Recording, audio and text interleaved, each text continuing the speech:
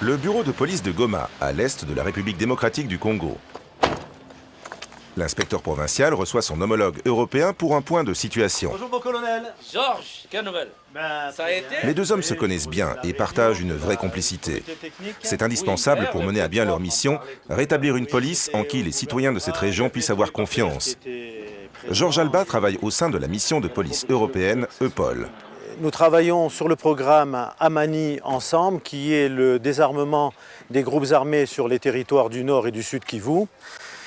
Et nous travaillons aussi, bien sûr, sur le plan de stabilisation et de reconstruction de l'Est du pays et la restauration de l'autorité de l'État. Alors qu'est-ce que ça veut dire, restauration de l'autorité de l'État? C'est tout simplement, là où il y avait des groupes armés, mettre des policiers, mettre de la justice, mettre des bâtiments, mettre de la logistique, c'est-à-dire que l'État reprenne ses droits sur ces territoires qui étaient autrefois occupés par les groupes armés.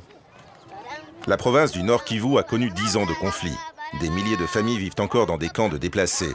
Elles ne rentreront dans leur village que lorsque la zone sera complètement sécurisée. La mission EUPOL appuie la police congolaise dans ce sens. Les policiers de Goma ont reçu de nouveaux équipements. L'unité spécialisée dans la gestion des foules se prépare à un exercice anti-émeute plus vrai que nature.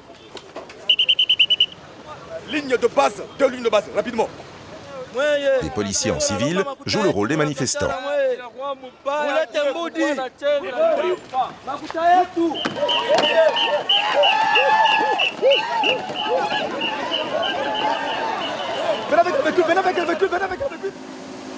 À 1800 km de là, des bateaux d'EUPOL RDC fendent la surface du fleuve Congo en face de Kinshasa. Dans la capitale, la mission EUPOL se concentre sur l'aide à la réforme de la police. L'Union européenne envoie ici ses experts police pour accompagner le processus.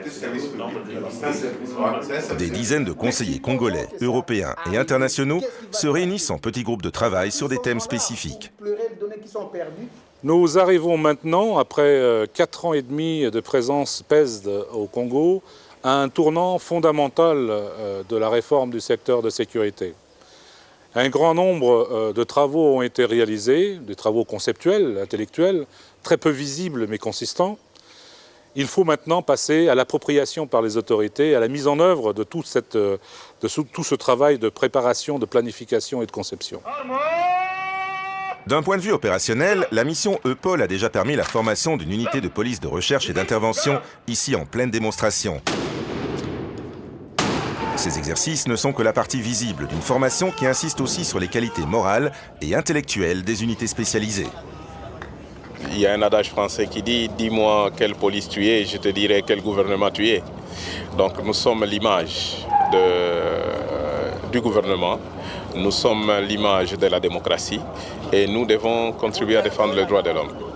Mais une police qui ne connaît pas une bonne formation, une police non réformée, ça sera difficile de pouvoir atteindre ces objectifs.